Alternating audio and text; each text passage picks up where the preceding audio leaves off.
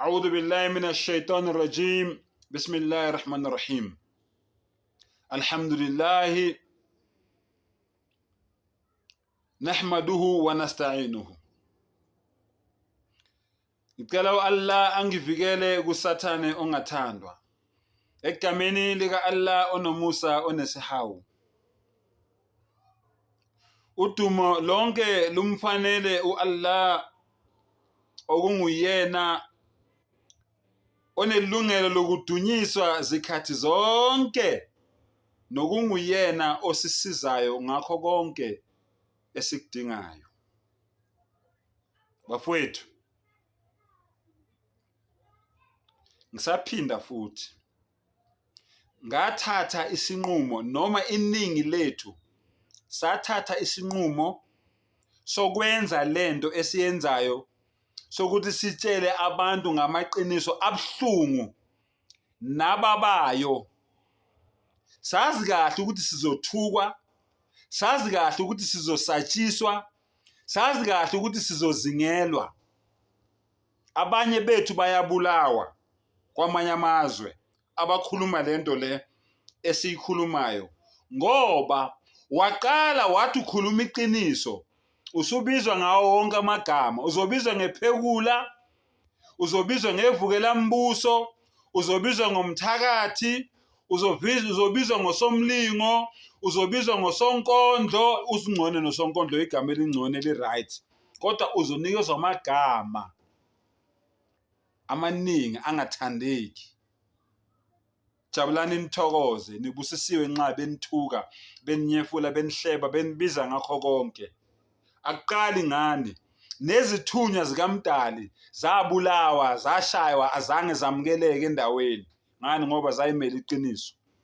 Lalela-ke ukuthi kungani sikule mission, kungani sikulolu hambo lolu.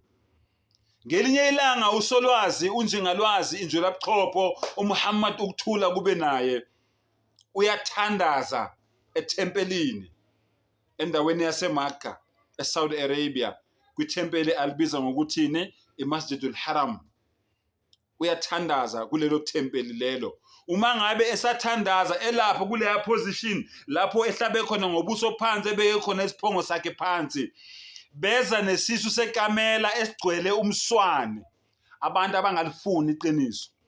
Ngizama ukukubonisa ukuthi akuqali ngathi njengoba nisithuka, nisizingela, nisabisa, nisifuna ama-location. Akuqali ngathi.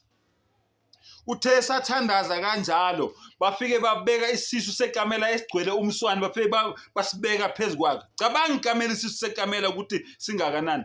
Bafike basibeka phezu kwakhe. Mayethi yaphakama kasakwazi ukusukuma, ngapha umswane umthelile, ngapha isisu siyamsinda sekamela. Bayahleka ngaleso sikhathi.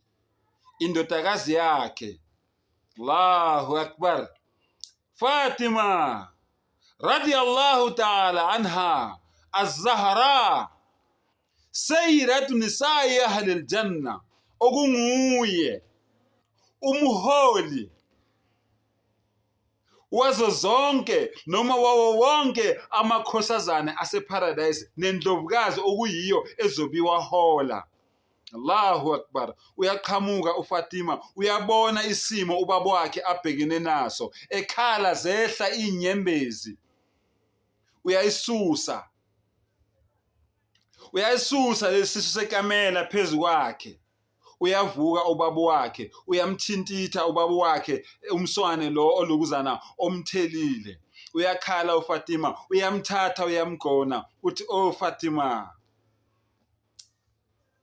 ungakhali mntanami, ungakhali mntanami, khululeka. Lo mlayezo lo ubaba wakho awulethile uzongena kuyo yonke iminyango kumagumbi amane omhlaba. Akekho umuntu ongeke lo mlayezo ufinyelele kuye. Noma bangazama ukungivimba ngayiphi indlela, angeke baze balunge, ngoba lo mlayezo weqiniso uzongena kuyo yonke iminyango ekhona kumagumbi amane omhlaba. Cabanga lento wayeyikhuluma eSaudi Arabia. sikuphi namhlanje?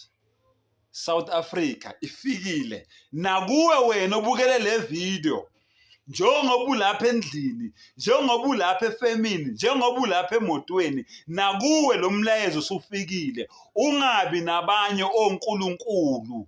Nanku nje umlayezo olethiwe, ayiminingi. La ilaha illallah Muhammadur Rasulullah. Akekho omunye onelungelo lokukhonzwa ngaphandle ka-Allah.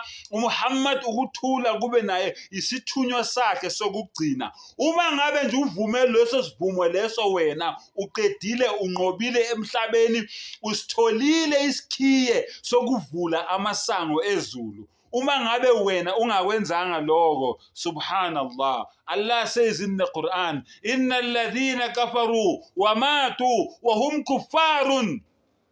Ngempela labantu labo abangakholwa baze kufika isikhathi sokuthi bayafa belokhu beyabantu abangakholwa. Ulaika alayhim, phezu kwabo labo bantu labo, la'natullahi, isiqalekiso sika Allah siphezu kwabo, wal malaika, ngisho nesiqalekiso sezingelosi, wan nas asma'in, nabo bonke abantu abaphila emhlabeni. Isiqalekiso sakho wena ongakholwa kuze kufike isikhathi sokuthi uyafa ungakholwa, wazi ukuthi isiqalekiso sikaMdali siphezu kwakho kanye nesengilosi zakhe nabo bonke abantu abaphila emhlabeni. Wa akhiru dawana anil hamdulillahi rabbil alamin.